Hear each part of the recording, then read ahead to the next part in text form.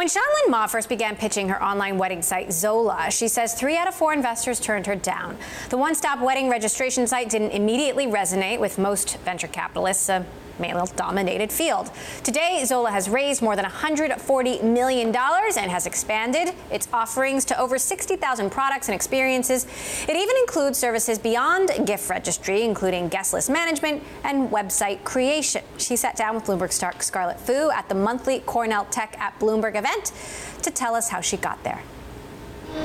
Fundraising is never the most fun part of starting a startup, particularly if it is a product where you are pitching a product that is primarily serving a female audience, and you are pitching it to a VC industry that is primarily male.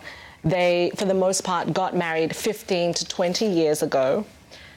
And even then, they didn't really do much of the wedding planning work. Wait, they told you this? They would tell you this straight up? Yes. I did certainly hear VCs say, you know, I got married 20 years ago and my wife seemed fine with the registry, so what's the problem? Yeah, I don't understand. But those were not the VCs that we ultimately had invest in Zola. Because it was harder to show that emotional connection to the problem and how the product solved this better than anything else, we focused on how is this business model innovating, how are we redoing retail, and we had the numbers to show it, and they absolutely got it. Okay, so talk to us about some of the numbers, because I was taken aback by how big or how valuable the wedding industry is in the US and then globally. Yeah. It is a $100 billion industry in the US, and globally it's a $300 billion industry. And when you think about it, weddings is one of the few industries remaining where we haven't seen a dominant startup player or disruptor emerge to take the market. Zola right now is the best placed company to be that disruptor, and we will do that. And people spend how much for a wedding on average? So on average in the country, it's $35,000. We all are in New York. The average is a little higher for a wedding. Here, it's about $75,000.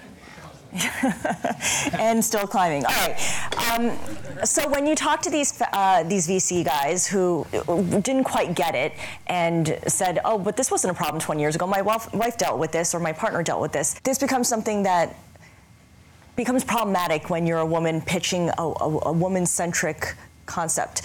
What's your advice to female founders who run up against this problem? Because let's face it, most of the investors out there are going to be men.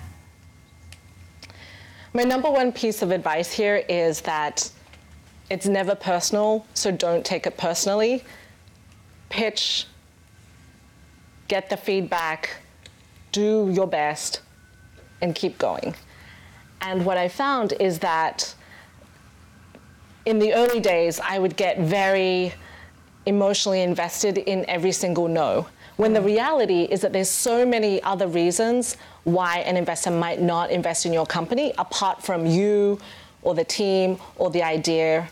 It might have to do with where their firm is. It might have to do with their position in their team right now. It might be that they just invested in a competitor.